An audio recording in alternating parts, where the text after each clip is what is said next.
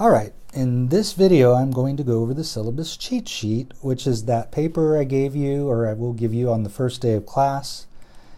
And basically this summarizes the syllabus, has all the major points or most important points for most students. And I do want to mention though that the complete syllabus is in Blackboard, and you should look it over and make sure that you know what's there and you're familiar with everything that's in the syllabus. Let's go ahead and go over the syllabus cheat sheet. So first of all, my contact information is at the top, and I would just want to mention a couple of things. Everything there you can also find under faculty profile in Blackboard, and also email is the best way to reach me, and that's because it goes directly to my phone. So you can call me and leave messages if I'm not in my office, but generally speaking, the fastest way to get a hold of me is through email. As far as textbooks and materials are concerned, you do need to buy an access code for My Math Lab because you'll be doing all your homework in My Math Lab, or at least most of it.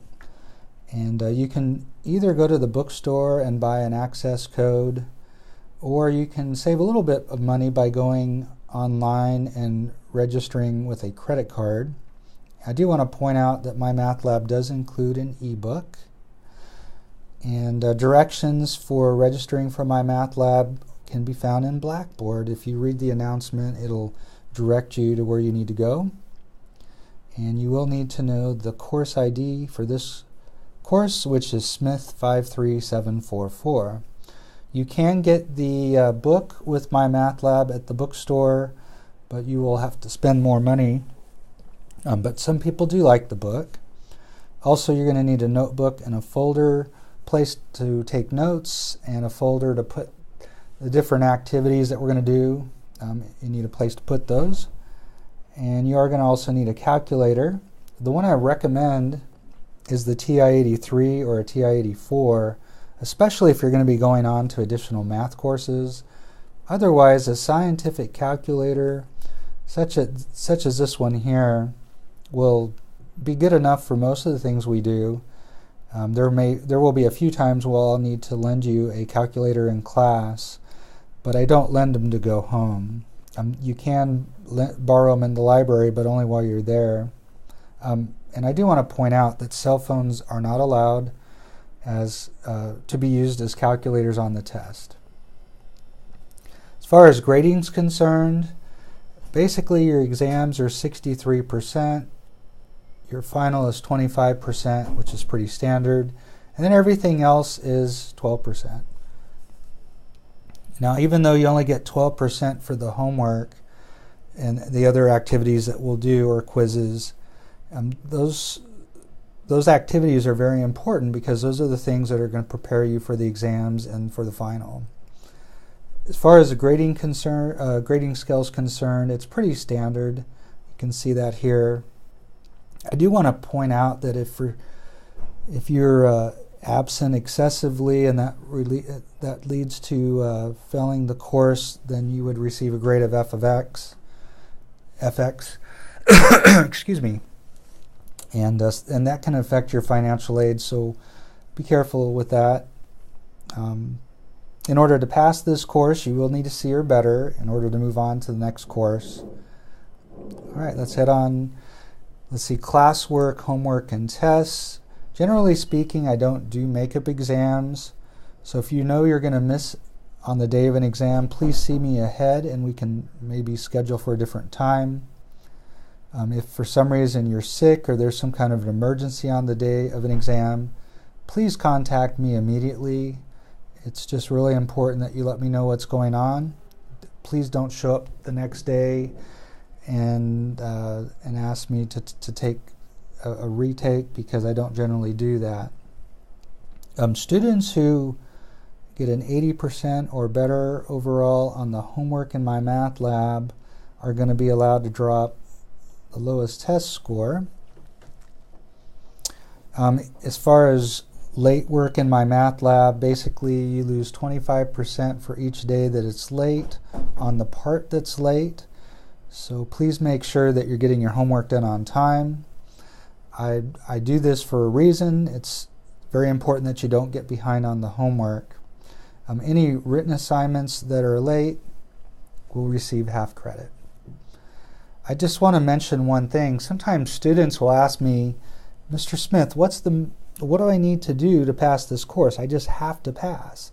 And I would just say the two most important things are make sure that you are in class, so have great attendance, and then the other one is make sure you do a great job on homework.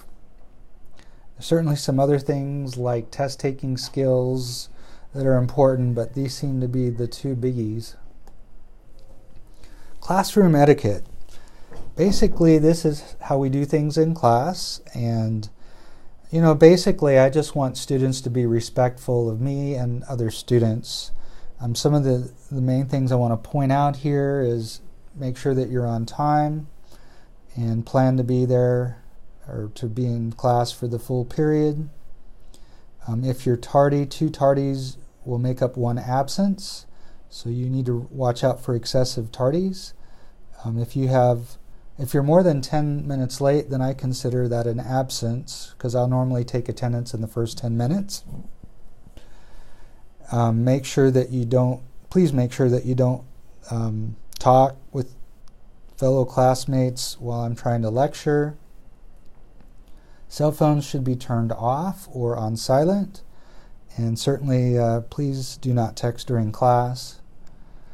I do not allow cell phones to be on your desk during the exams. So anyway, those are some of the guidelines for how we do things in class.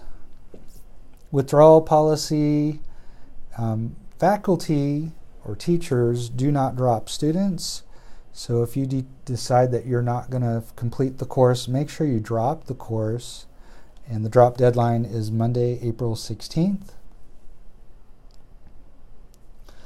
I would encourage you to always talk to your professor anytime you're thinking about dropping a course.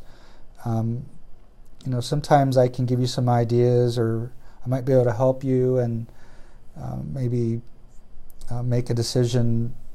Will help you to avoid having to retake the course. So I hope that you'll talk to me if you're considering dropping the course. As far as group work's concerned, I like to do it as much as I can. It is difficult in this course because we have so much to do, but I will try to take advantage of some opportunities for group work. So be prepared for that. And as far as disabilities are concerned, if you have some kind of disability that may affect your ability to learn the material in this course, we do have a place that you can contact, and there may be some accommodations that we need to do for you.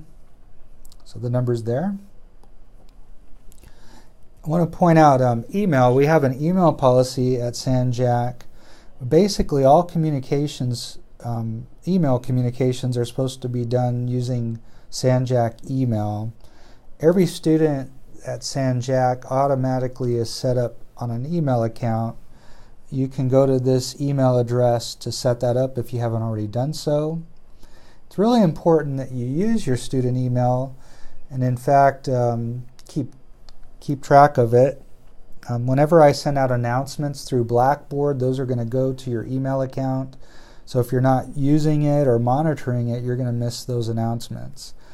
You can actually call this number, and our tech support can actually help set up your email so that it's all your emails going to one place on your smartphone, if you have a smartphone. So I would encourage you to do that if you haven't already done that before. Last thing I want to mention here is, again, this is not the complete syllabus. You can go into Blackboard and find that. It goes over other topics such as the detailed course objectives, an honesty statement, emergencies, our campus carry policy, campus closures, and so on. So make sure you look over the full complete syllabus. And that's it for this video.